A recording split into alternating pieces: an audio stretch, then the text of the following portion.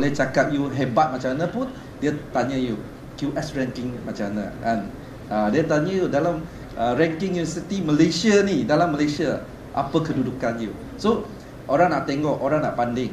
Sama juga kita dalam ekosistem STI, Sains, Teknologi dan Inovasi ni. So kita guna indikator apa? Kita guna indikator GII. That's one indicator, nama dia Global Innovation Index, GII.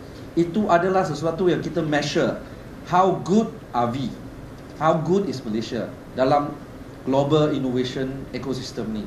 So saya bagilah kita teka-teki sikit, rasa agak-agaknya kedudukan Malaysia ke berapa?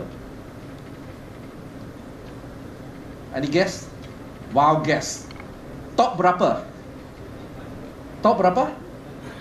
Top 5. Wah, ini. Okay, ambitious.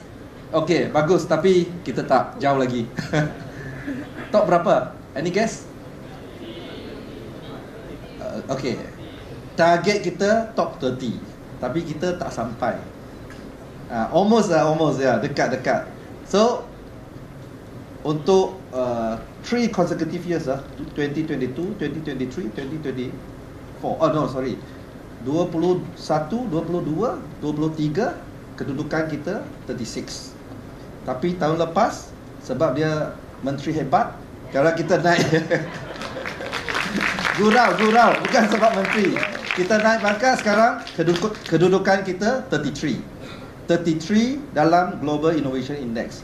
Tapi kita punya kedudukan memang dari dulu macam ni lah, 34, 36, 33. Orang kata pimai tangtu.